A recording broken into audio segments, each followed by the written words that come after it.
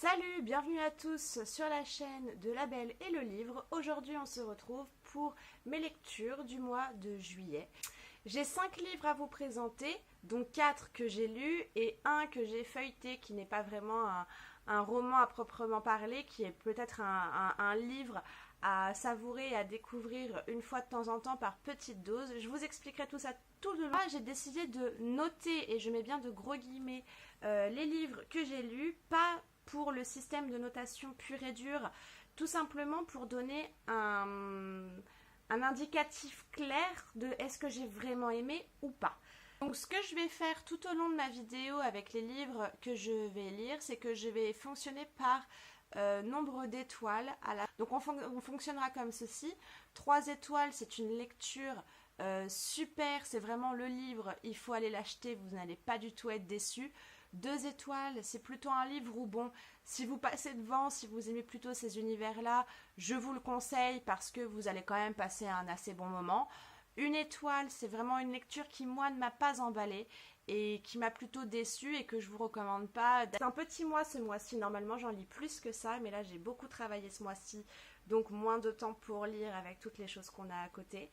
Je vous propose de commencer tout de suite.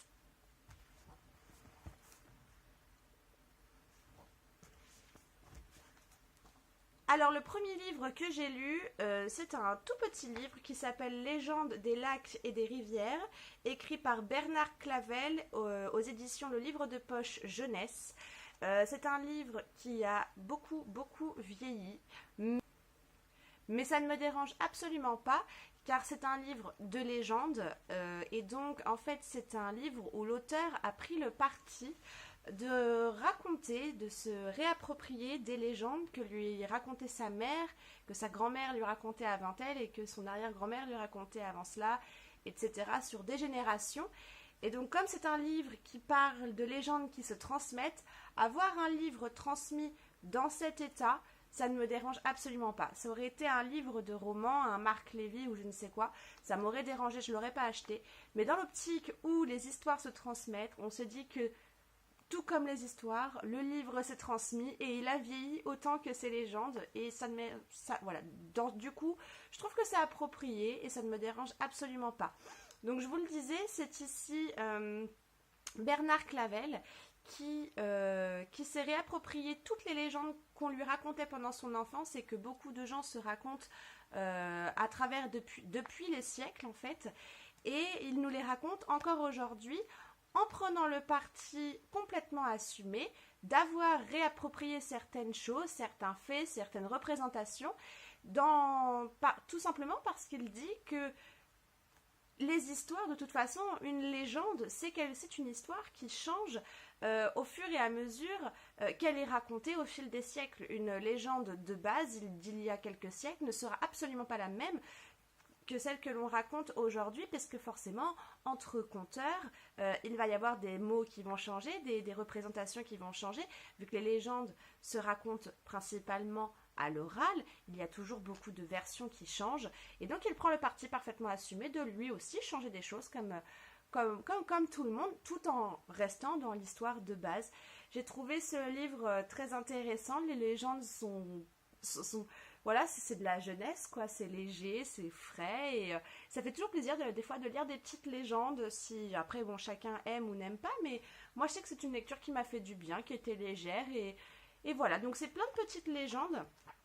Il y en a peut-être une bonne dizaine, elles sont très courtes à chaque fois, elles font pas plus de 4-5 pages, peut-être 6, pas plus, et voilà, j'ai trouvé ce livre très intéressant et super sympa, vraiment. Du coup, pour Légendes des lacs et rivières, je mettrais 2 étoiles. Voilà, si vous passez devant, je vous le conseille. Si vous aimez bien les légendes, voilà, c'est une lecture qui sera très sympathique. J'ai continué mon mois avec Marc Lévy, que j'aime énormément, avec donc Le voleur d'ombre aux éditions Pocket. C'est un livre que j'ai beaucoup aimé. Donc là, on va suivre l'enfance, l'adolescence et le début de vie d'adulte d'un garçon, d'un homme, qui a le super pouvoir de voler les ombres. Et à partir de là, l'ombre volée, donc qui appartient à quelqu'un, va lui donner des détails sur le passé de cette personne à qui il a volé l'ombre, ou des explications qui va lui permettre de comprendre certaines choses, et lui va se faire un plaisir à chaque fois d'aider les problèmes qu'a cette personne, puisqu'à chaque fois ce sont des personnes proches. Ça va amener beaucoup de rebondissements dans sa vie, ça va lui faire se poser beaucoup de questions. L'histoire en elle-même, sa situation personnelle à côté de ça est très très intéressante aussi. Il y a un papa qui s'en va, une maman très présente, un meilleur ami, une petite amie, deux petites amies. Voilà, il y a un ennemi juré à l'école, un ami proche. Enfin voilà, il y a beaucoup de personnages qui l'entourent et franchement, on passe d'agréables bons moments. Moi, je sais que je l'ai... Alors, ma lecture a été très bizarre. C'est-à-dire que je l'ai commencé une première fois, j'ai ensuite arrêté pendant 2-3 jours, et puis je l'ai reprise et à partir de là, je l'ai avalée. Voilà, donc peut-être que le début était un petit peu trop long pour moi. Mais en tout cas, une fois qu'on est dedans, je trouve qu'une fois que l'histoire est mise en place, on plonge, on y va, on court et on s'arrête plus jusqu'à la dernière page du livre et après on regrette d'avoir été si vite parce qu'on se dit c'est déjà fini. Je sais pas si ça vous le fait mais moi ça me le fait tout le temps. Je dévore les livres et dès que j'arrive à la fin je regrette de l'avoir dévoré aussi vite parce que c'est fini et qu'il n'y a plus rien à faire. Bon enfin bon j'ai passé un très très bon moment avec ce livre. Je vous le recommande, c'est du Marc Lévy. Enfin moi je sais que c'est un auteur qui ne me déçoit jamais. Que j'ai connu avec Et si c'était vrai, et depuis je ne le lâche plus. Du coup, Marc Lévy, je vous mettrai 3 étoiles tout de suite parce que c'est du Marc Lévy et parce que l'histoire est génialissime, mais l'histoire est génialissime parce que c'est du Marc Lévy. Non. Ensuite, j'ai continué mon mois avec Toi contre moi de Jenny Donham aux éditions Pocket. Alors là, j'en avais fait une présentation dans mon book haul. Qu'il va falloir que je refasse d'ailleurs parce que j'ai racheté d'autres livres mais ça va beaucoup plus vite. Le nombre de livres achetés va beaucoup plus vite que le nombre de book haul qu'on veut présenter. C'est hallucinant. Donc c'est l'histoire de Mickey qui a une histoire familiale très compliquée et qui va se retrouver au cœur d'une histoire de viol. Sa sœur déclarant qu'elle s'est fait violer par un jeune homme. Il va essayer d'aller se venger du jeune homme, il va tomber sur la sœur du jeune homme et il va y avoir toute une histoire d'attirance, de petite romance qui va commencer entre donc le frère de la victime supposée de viol et la sœur du supposé violeur, ce qui va poser tout un tas de questions. J'ai aimé cette lecture, alors c'est pas... voilà, il y a des points pour, il y a des points contre. Disons que au niveau de tout ce qui est viol en lui-même et de l'affaire judiciaire, ça aurait pu être plus poussé, j'en attendais plus. Voilà, je veux pas tout dévoiler du livre, mais pour moi, il n'y a pas assez de détails, c'est pas assez poussé. Bien que ça met quand même en avant un point assez important que j'ai trouvé génial. Selon le train de vie qu'on mène, on ne va pas avoir le même impact à la justice, on ne va pas ressentir les choses de la même manière. Et les choses ne vont pas être vécues de la même manière. Et voilà, j'ai trouvé ça très bien d'en parler, de mettre ça en avant. Maintenant, au niveau judiciaire, au niveau de ce qui se passe, au niveau des réponses, etc., j'ai trouvé ça un peu léger. Au niveau de l'histoire d'amour, voilà, c'est une histoire qui est beaucoup plus prononcée sur l'histoire d'amour et sur les questions qui entourent cette histoire d'amour, ce qui est intéressant aussi, je le concède, mais moins sur l'aspect judiciaire. On parle quand même d'un viol, même s'il y a une histoire d'amour, et c'est très bien, mais il y a quand même un viol derrière, et j'aurais aimé que ce soit un peu plus prononcé là-dessus. Maintenant, c'est quand même une très bonne lecture, l'écriture est sympa, ça se lit tout seul, on est vite emporté dedans. Ce qui est génial aussi, c'est qu'on navigue toujours... L'auteur fait toujours en sorte qu'à un moment donné, on se retrouve confronté à être plus du côté de la victime, enfin, en tout cas de la victime, et en même temps, on arrive à comprendre cette sœur qui est déchirée entre défendre son frère parce que c'est son frère qu'elle aime et qu'elle se dit « mon frère n'est pas capable de faire ça », et on arrive à le comprendre et on arrive à la défendre elle aussi, et donc par ricochet, défendre son frère quelque part. Et j'ai trouvé ça très très fort parce que dit comme ça sans avoir lu le livre, on pourrait se dire mais jamais on se mettra du côté du violeur et de sa sœur qui le défend. Mais si, en fait, par l'histoire, par la lecture, par le déroulement des choses, on y arrive, l'auteur arrive à faire ça. Et du coup, c'est hyper intéressant. C'est un livre très intéressant sur la gestion de nos émotions, sur quelle tournure on peut prendre, pourquoi on réfléchit de telle manière à tel moment. Et c'est génial. Pour ça, c'est génial. Maintenant, je vous dis, pour l'affaire de viol, c'est un petit peu léger. Voilà. Pour ce livre, je mettrai 2 étoiles quand même. Si vous le trouvez, ça peut être une très bonne lecture. Ça peut vous faire passer un moment très intéressant. Et c'est quand même une très bonne histoire, un bon roman que j'aime beaucoup et qui figurera parmi les romans que je peux conseiller, donner et peut-être dans le futur relire. Ensuite, ma dernière lecture du mois, c'était Amstramgram de M.J. Arledge, pardon, c'est dur à dire, Arledge, aux éditions 10-18. J'ai beaucoup aimé ce livre, c'est un thriller dans lequel on va être confronté à un serial killer qui va à chaque fois enlever 2 personnes. Donc ce sera par couple, c'est mon couple amoureux, mais en tout cas c'est un couple, ça peut être une mère et une fille, un couple amoureux, 2 collègues de travail, voilà, tout et n'importe quoi, mais à chaque fois ils sont enlevés par 2 et ils vont être confrontés à un choix, tuer ou être tué. Et donc à chaque fois il y en a un qui doit tuer l'autre et il y en a un seul qui ressort vivant. Et les enquêteurs vont être confrontés à ça. Des vivants qui arrivent et qui racontent tous la même histoire. Ils ont été enlevés par quelqu'un. Ils savent la décrire, mais à chaque fois, cette personne est un peu une sorte de caméléon qui se transforme au rythme de ces enlèvements. Ils ont dû tuer la personne avec qui ils ont été enlevés et qui connaissent forcément, avec qui ils ont un lien, pour revenir vivants. Enfin, vivants.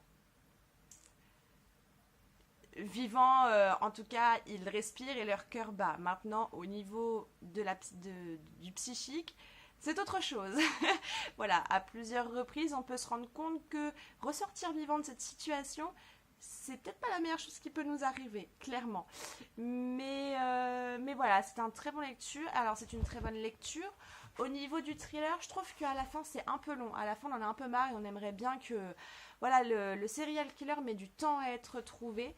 Par contre, à part ça, à part le fait qu'ils mettent du temps à trouver le serial killer et qu'on n'en voit plus le bout, qu'on voit qu'on se rapproche, mais que c'est toujours pas là, le retournement de situation, la fin est géniale. La fin, on s'y attend pas, on cherche qui c'est tout le long du livre et on pense à tout le monde sauf à cette personne.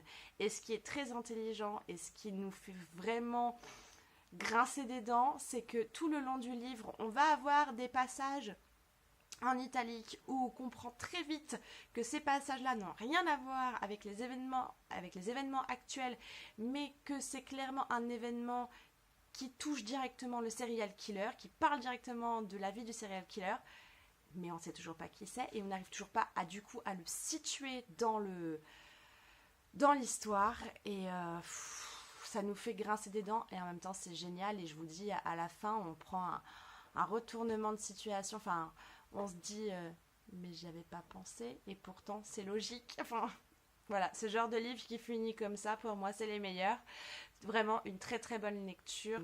Donc pour ce livre je mets 2 étoiles sur 3. C'est pas un coup de cœur, mais c'est un très bon livre que je recommande, que je prête et que je fais lire et dont je parle et que je partage. Voilà, mon 2 sur 3 est justifié. Non, très très bon livre. Et enfin pour finir, donc le livre que je feuillette en ce moment sans l'avoir complètement terminé, c'est Symbolisme ésotérique Code. Donc en fait c'est le mystérieux langage ésotérique, ses codes et ses secrets aux éditions de Vecchi et c'est écrit par Massimo Santini. J'ai trouvé ce livre sur une brocante. Alors il y avait 2 tomes, il y avait ce tome-ci et ensuite il y en avait un deuxième de la même collection qui était sur l'astrologie chinoise ou quelque chose qui était sur l'astrologie chinoise, il me semble, quelque chose comme ça. Je suis pas du tout intéressée par l'astrologie chinoise, du coup j'ai laissé, mais j'ai pris celui-ci. Et pour tous ceux qui aiment l'explication des codes, des symboles, C'est un bonheur ce livre. Alors attention, il n'est pas facile de lecture. De compréhension, il n'est pas simple du tout. Il faut relire les phrases 3 fois avant de comprendre, surtout que la préface est très longue. Mais ça explique, ça donne des explications au chiffre 666, ça donne des explications sur ce qu'on appelle la magie, sur les menhirs, les dolmens, les pyramides, sur le nombre d'or, sur le Saint Graal, sur les sectes, sur les chamans, sur la danse du soleil, sur la pierre noire. C'est génial, franchement c'est top. C'est top, c'est top. La forme de la croix, le symbolisme de la croix chez les symboles liturgiques, ce que représente la lumière, le soleil, le feu, l'eau, pourquoi ce sont des symboles. Non, franchement, il est terrible. C'est vraiment une très très bonne découverte et pour ça, je mets un 3 étoiles parce que si vous aimez ce genre de mystère, il est top. Franchement, il est top. Il explique tout. Et voilà, je vous dis, la préface n'est vraiment pas facile, il faut s'accrocher. Mais alors après, dès qu'on arrive sur les explications de choses précises, alors là, ça se déguste tout seul. C'est génial et on a l'impression d'être plus intelligent à chaque ligne qui passe. Non, il est vraiment top, je mets un 3 étoiles pour celui-ci. Voilà, mes lectures du mois sont terminées. Comme je vous l'ai dit, elle n'est pas très grande ce mois-ci, elle ne le sera sûrement pas le mois prochain vu qu'on part en vacances et qu'on va être très occupés. J'espère que vous faites des très belles découvertes lectures de votre côté et je vous dis à bientôt. Prenez soin de vous.